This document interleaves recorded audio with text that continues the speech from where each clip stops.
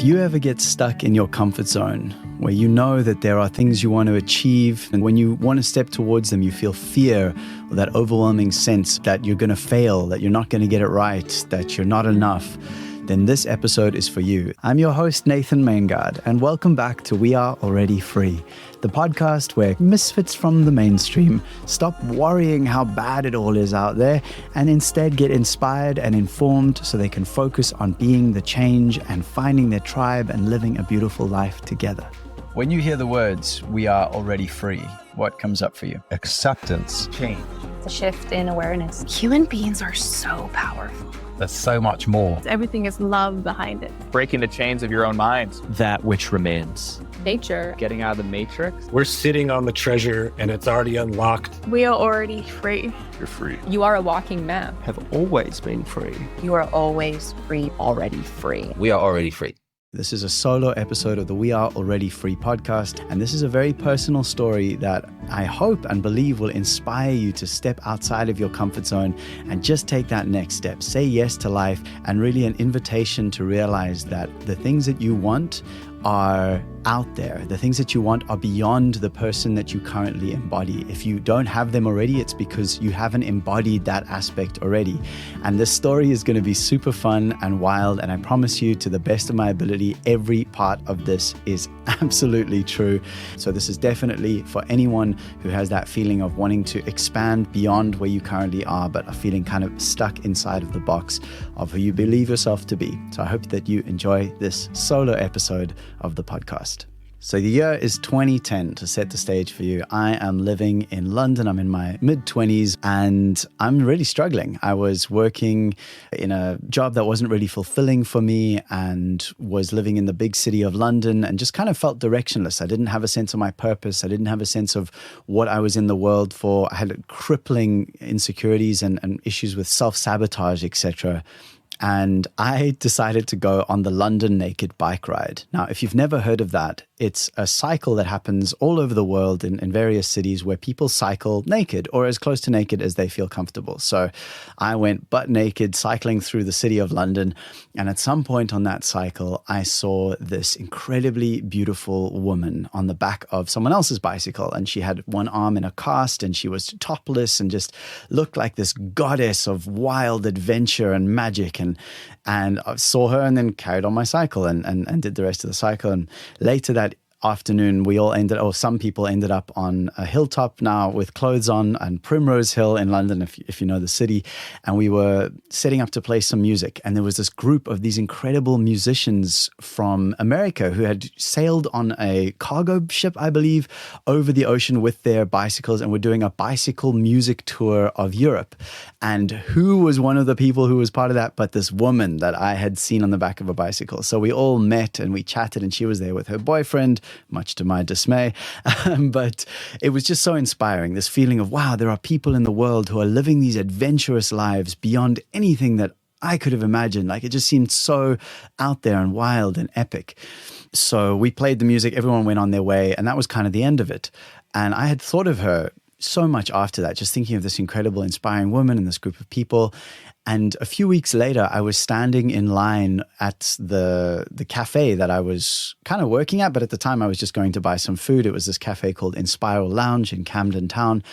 And I suddenly turned to my left, and who was standing literally next to me but this same woman.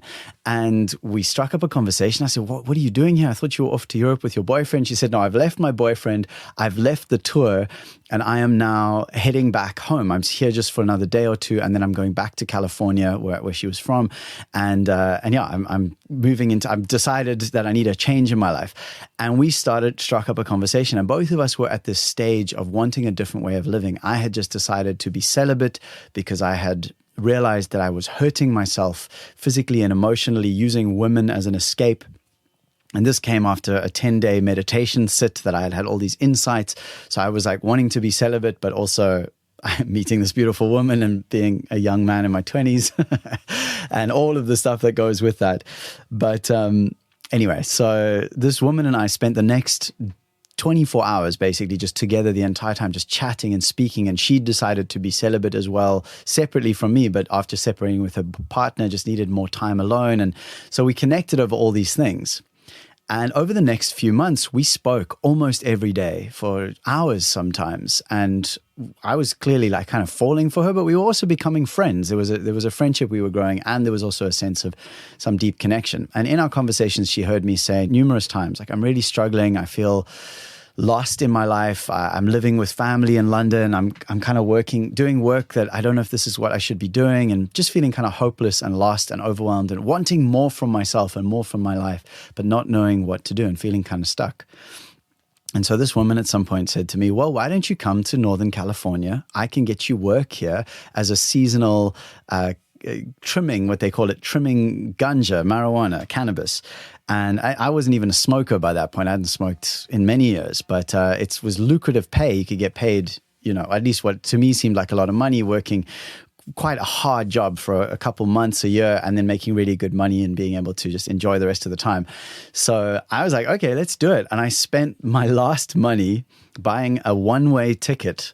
I don't know how they even let me into the country thinking about this again. I bought a one-way ticket to San Diego and decided I would go visit my grandmother who lived just outside of San Diego I would visit her for maybe a week and then head up to go and start this seasonal work and meet up with this woman who I was clearly also very attracted to, although we hadn't kind of had those conversations, but we were speaking so much. Anyway, so I arrive, and the first moment of arriving in America was this feeling of, I'm here with a one-way ticket. I don't know when I'm leaving. I'm on a tourist visa. I'm going to be doing illegal cash labor. And I managed to talk my way through the customs. I don't even know. I'm just like hesitating because I'm like, how much of this should I be saying on a public podcast? They'll never let me into the country again.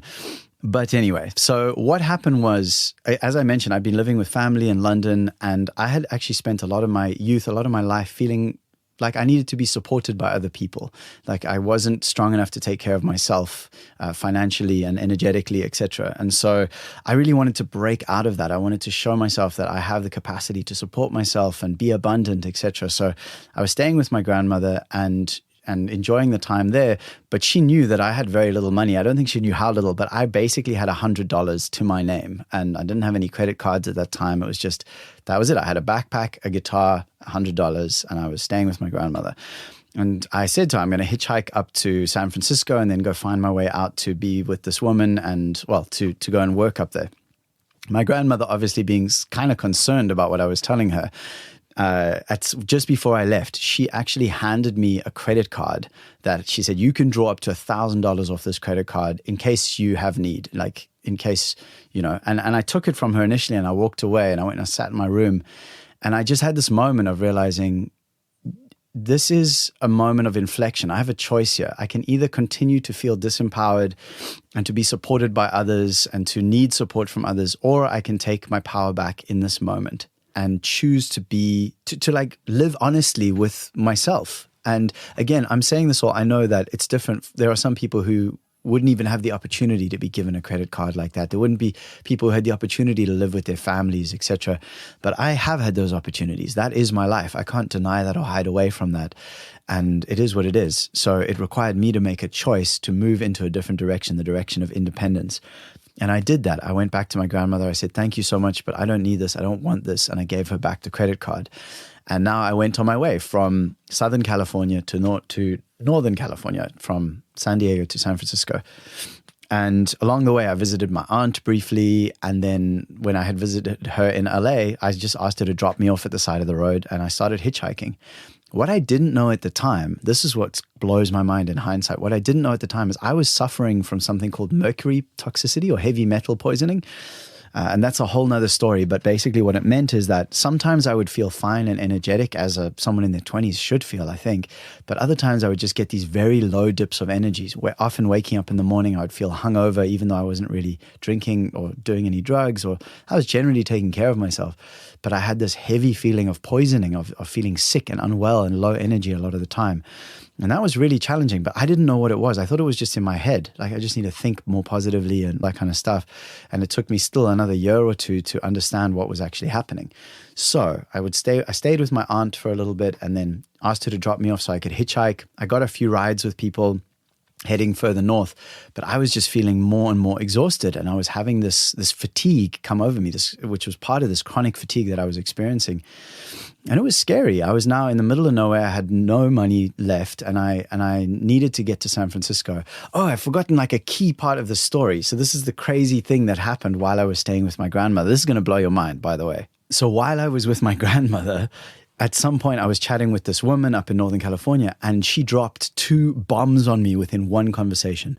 Firstly, she said now she was in a relationship with another woman, and that was way out of the blue. I obviously was crushing on her majorly and was like, okay, what the hell just happened? The second piece of information, which was actually kind of more important to me in that moment, is that my job had fallen through. So I was now in America with no money, on a one-way ticket, and with no illegal job up north that I could use to make some money with. So I had then decided, well, I'm just going to go to San Francisco anyway and just see what happens. Like, I'm just going to trust that everything's going to be fine. And this is a key piece, is like that trust, that courage to just step into the unknown, to jump off the cliff, not knowing if there is a net, removing all the nets and seeing what happens. So back to the story, I was now hitchhiking up to San Francisco, and the fatigue started to hit me, this poisoning that I didn't know what it was, but that's what was happening. And I remembered that I had previously purchased a train ticket on I can't remember the name, but the American train line. And I called them from a payphone where the guy had dropped me off from the hitchhiking, because I'm now starting to feel exhausted. And I'm like, I need to get somewhere where I can find a rest. And it's still early enough in the day, I might be able to, I need to see how far I can get. So I called the train people from a payphone, which payphones were still around then. I don't even know if they are now. And I said, hey, I've got this ticket. Can I change it so that it can get me from where I am now to San Francisco? And they said, yes, you can. I was like, that's amazing. So I still had my $100, and I now changed the train ticket. I got on the train and I arrived at midnight on a Sunday in San Francisco. The train stopped somewhere. We had to get on a coach, and then the coach took us into like the docks in San Francisco, if you've ever been. And it's midnight. It's my first time in San Francisco. And I'm just at this point, like, what do I do? Are you enjoying the story, by the way? You can let me know. If you listen on Spotify, there's now, you can comment, which I would so love, because I would love to hear who you are, where you are, and how this story is resonating with you. And there's so much more to it, by the way. It gets crazy, so do stick around. And so it's midnight. I'm in San Francisco for the first time in my life. I've just stepped off a coach. I've got my backpack on my back, my guitar in my hand. And there was a little park, I remember, across the street, and I could see people sleeping on the benches, like on cardboard and wrapped up in little sleeping bags. And I thought, okay, is this going to be me tonight? Like, is this where I'm sleeping, not knowing what to do? And as I remember I turned in a circle, just in a 360 degrees, just turning, looking in different directions. And I wasn't scared. I really wasn't. I was excited. I was a bit nervous, but I was like, oh, I could feel this feeling of mystery. I don't know what's going to happen. I am open to the universe, to anything. And as I turned in a circle, I saw 2 men walking out from the shadows of a building. And one of them was dressed completely like a monk, like he had a monk's habit, as if he'd just come out of a monastery.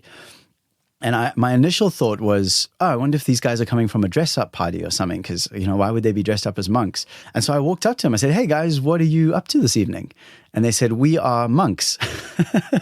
And we walk the streets of San Francisco at night, seeing if anyone needs our help. What the fuck? Really, like that moment of just like, what is going on right now? This is magic. This is a full-on freaking miracle. And so I said, well, here's my story. I've just arrived. I don't have much money and I don't know where to stay. What do you suggest? And they said, well, if you walk up that main street there, you'll eventually find yourself in the area where the hostels are. Maybe you could find a hostel to stay in tonight. And I thought, that could be a good idea. I don't know how much it would cost, probably $20 or $30, which is nearly half the money I have. But at this point, to have a safe bed, and then I can kind of work out everything from tomorrow, that feels like a good idea. That just feels right. So I started walking off up the street. And I walked for a while, and then this guy comes towards me and he holds up a map and he says, hey, are you looking for the hostels? And again, now this is like 1 a.m. and he had a little map, and I realized, I think in hindsight, I think he was making money by helping tourists to navigate around the city. And like, he had little maps that he would give them, but he just gave it to me, and he drew little circles on the map for where I could find the hostels, because they were not directly on the street I was on. They were a few streets over. So immediately I was like, okay, now I have a map. Now I know where I'm going. I'm off to the hostels, and I keep walking. And this isn't even the end of this night story. It gets better. So I'm walking now. I've got a sense of direction. I'm feeling solid. I come to a red light waiting to cross the street. And as I'm standing there, I just hear a voice next to me says, hey, where are you off to? And I look to my right and then look up, and there's this very tall Australian, quite a young guy in his 20s, I guess, like me, but younger than me, maybe early 20s or late, like 19, 20, around there.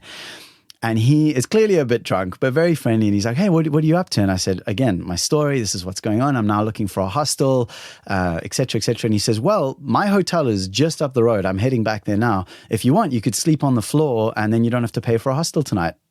Oh my God. Again, I was like, what is happening right now? This is crazy. So I said, okay, yeah, let's do that. Sure. So I went to his spot, set up my sleeping bag on the floor.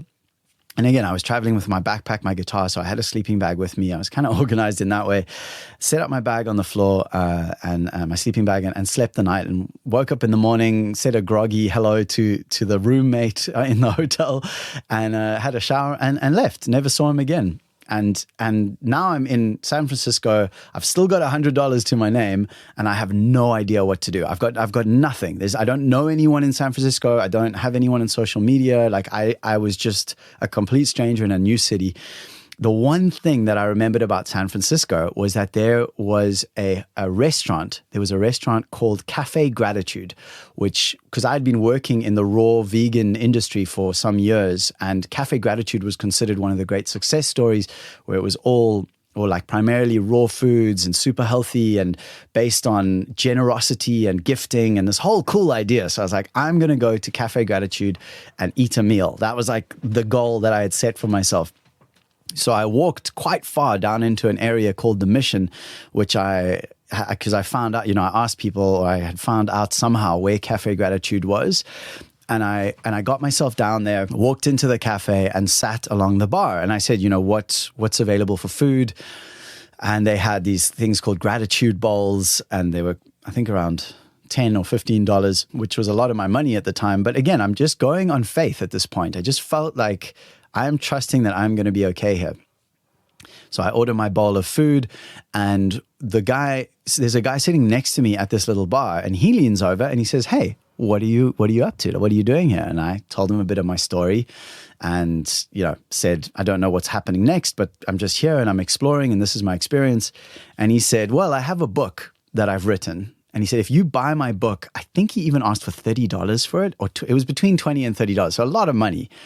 He said, if you buy my book, you can stay on the sleeper couch in my RV tonight, in his motorhome, basically, which was just down the street.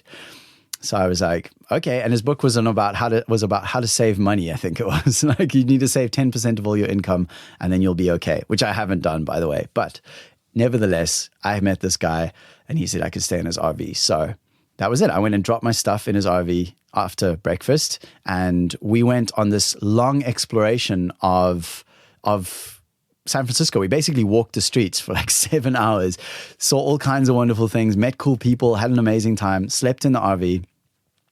And the next day, he said to me, if you want, you can stay another night. Like, so don't worry about it. So I left all my things in the RV, and he went off and did his own thing, and I went off and did my own thing. And I went and found a cafe, got my computer out for the first time in a while, and opened up to check emails. And again, I'm just free flowing. At this point, I've got maybe $60 left or $50. And I see an email that has come in from this woman who's trying to get a hold of me, the woman who had previously organized me the job in Northern California that had then fallen through. And she had emailed me and said, Nathan, please get in touch. I found another job for you. I found work. So here I am, in San Francisco going, what is happening? My life is just like an unfolding miracle. And none of this could have happened, by the way, if I had, number one, had a safety net, or number two, had money. Because by not having money, by not having a safety net, I had to be open to life. As my friend Roman says, previous guest on this podcast, stay open to life. Like, I had to stay open to life. I was reliant on the web of connection around me. And I know that you may be thinking, oh, that's very dangerous. Or if you were a woman, or if all these other things, like, yes, it could have been terrible. Terrible things might have happened. But this is not the only time I've done something like this. And I also know women who've had many experiences like this, who've hitchhiked around the world and been safe the entire time. So there is a certain energy that we can bring to our experiences that opens the doorway for miracles to unfold. So anyway, now I've got this positive email, but she says that work's only starting in a week. So you'll come over here when you're ready, but it's only about a week away. So I'm like, okay, cool. So I got to find something to do for the next week that's going to keep me fed and bedded, like roof over my head, food in my belly. So later that day, I had returned to the RV, and I'm waiting outside the RV for my friend to come back so that I can go in and spend the evening with him and have a place to sleep, basically. And while I'm waiting, I look across the street and I see someone walking down the street. And as he's walking down, he's opening up the dustbins and he's digging around in them. Now, I had previously done something like this before, which is called dumpster diving. I don't know if you've heard the name before, but dumpster diving is because in the cities, people throw away so much valuable stuff, everything from food to TVs to electronics to furniture to clothes. And while I was in London, at times I had found really high quality things, like incredible food from Whole Foods that was still good to eat. And I know this might sound weird to you, but you can look it up on YouTube. It's like a really common thing, dumpster diving. And it's actually amazing how much goes to waste in cities. So I saw this guy walking down the street digging through the trash, and it looked like he was dumpster diving. He didn't look like he was homeless or anything. And I mean, it would have been fine if he was, but at least in this case, I was curious about what he was finding. So I walked up to him. I said, hey, what are you finding on your missions? Have you found anything cool? And he told me later that when he first heard me, he thought I was trying to sort of like come in on his territory and see what he was getting so I could also get some. But through speaking, I made it clear that I wasn't looking for anything. I wasn't trying to get anything from him. I was just curious. And so he felt safe with me and we started chatting, and I told him again a bit of my story because he was curious. And he said, well, I have an apartment just down the road, and if you want, you're welcome to come and stay on my couch for the next week while you wait for the next thing to come through. And I did. And he became a really good friend. His name's Rome. And we became friends. And every time I visit San Francisco I've visited maybe 3 times since then. And every time I visit him, I generally will stay with him even for a night or two. And we stayed really good friends. And one of the amazing things that happened was when I first arrived, he had just separated from his partner. So Rome would go off and work in the day, and I would be in his tiny little flat, like really, really small. And he had just separated from his partner. And so he was going through quite an emotional time himself.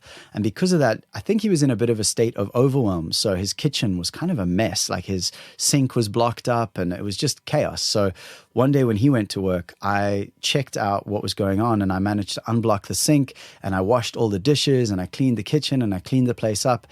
And when he came back, the look on his face, like just the sense of gratitude and joy that I saw was just such a gift, because I felt like he'd helped me so much already to have a place to stay. And I saw how much I could help him just by taking care of something that for me was quite easy to do, but for him was clearly in that moment very overwhelming. And it was amazing. I stayed with him. We had a great time. We shared stories. We shared meals.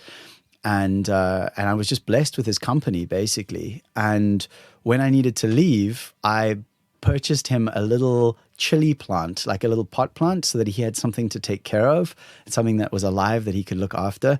And he gifted me, unexpectedly, a 100-year-old copy of Alice in Wonderland, which I still have somewhere, even though it's got a few pages missing. So that was that experience. And off I went to spend this time doing this work in Northern California. And there is more to this tale.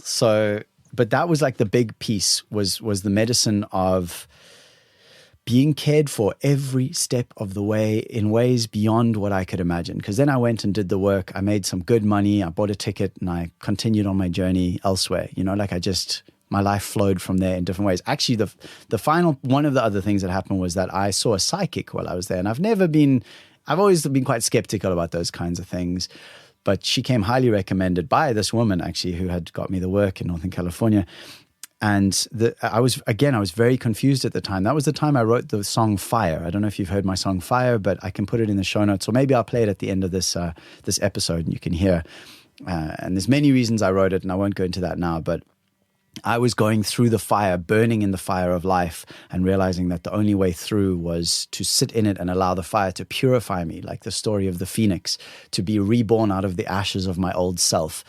And so I wrote that song, and I saw the psychic, and the psychic said to me, Nathan, if you go back to South Africa and do work as a musician, you will do really well. And I remember when she first said it, I was like, that is the most ridiculous thing I've ever heard. Like, I've never made money as a musician. I made little bits here and there. I've played gigs, but I never thought I could do it. It was always fear holding me back. Lo and behold, a few months later, I was back in South Africa and I was playing music as a full-time musician, and I was making more money doing that than I'd made doing anything else in my life up to that point. So yeah, there's so much more to these stories, but that is what it took, the courage that it took for me to hand back that credit card, to say no to the net, to release the net, even while I was navigating this chronic fatigue that I had from mercury poisoning, which I only managed to get clarity on when I was back in South Africa over a year later. But all these things, all these challenges, through my willingness to step into the unknown, to release the net and to move beyond my comfort zone, I was gifted experiences that will live with me for the rest of my life, and friendships that I will remember forever. And it's just beyond what I could never have booked a trip like that for myself. I could never have chosen an experience like that for myself. It required me to be so courageous in those ways. So this is my hope for you, is that you can find courage to let go of the need for a net, to let go of the resistance and the fear that is holding you back from whatever it is that you want to be achieving and dreaming into your life. And if I can be of support, please reach out. This is the transformational work that I do. This is why I have so much faith in this work, because I have walked that path again and again and again of having the courage to let go of the old stories, to let go of the net, and to leap and be caught in the hands of the divine again and again and again. And I wish this for you. So whatever it is, whether you're stuck in a job that isn't working for you, whether you're unclear on your life purpose, whether you know what you want to do, but you have the fear of making those changes, please reach out. I would love to support you. You can just check out the links in the show notes. And it's been a pleasure to share this episode with you. If you're on Spotify, you can comment directly on this episode, and I'd love to hear your thoughts. But otherwise, you can always reach out to me using the links in the show notes. How did this land? How does it resonate? Does this connect with any of your own stories? So please reach out, and also let me know. This is a solo style. It's a different way of doing an episode, different to me having guests. But we are back with the podcast, by the way. I know that I took a break for a while. I was on honeymoon, and I've just been getting things rolling again. And now I've got some epic guests lined up. We've got Dr. Tom Cohen, whose episode was like mind-bendingly challenging about how much of reality or societal, the beliefs that society holds as just like normal, these are obviously true, how much of that might not be true around viruses and sickness and illness and wellness. So yeah, that's a wild episode. We've got an amazing episode with a master somatic coach coming up as well in a few weeks.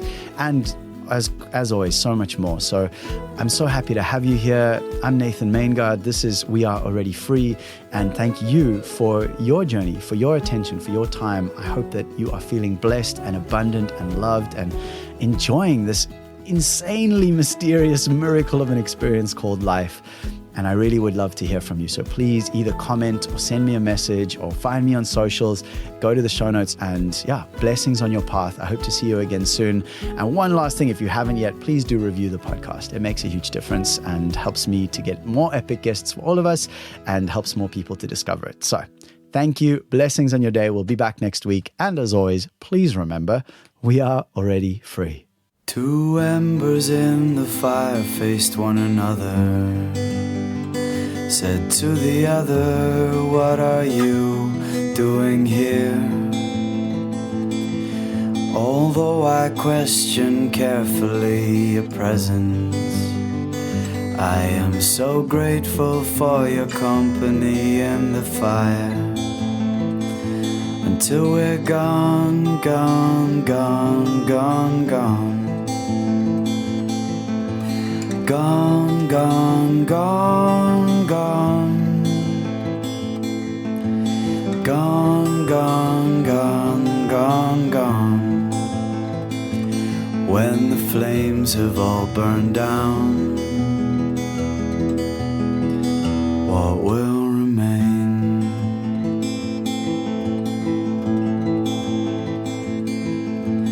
Wood, flame, embers burn to ash. Throw the ash down, let the trees grow once again. And from trees you cut the wood to build your fire.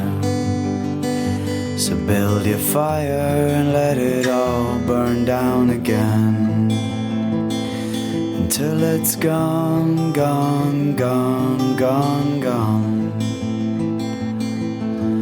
Gone, gone, gone, gone. Gone, gone, gone, gone, gone. When the flames have all burned down, what will remain?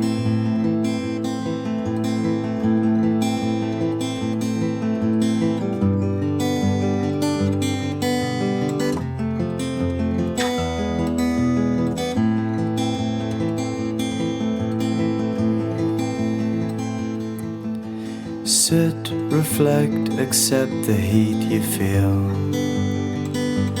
though it burns you through.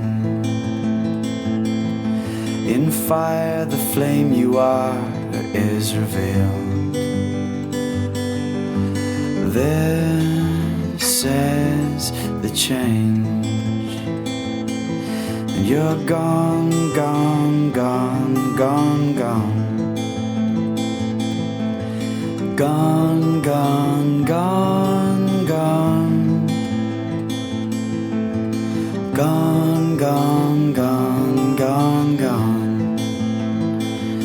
When the flames have all burned down,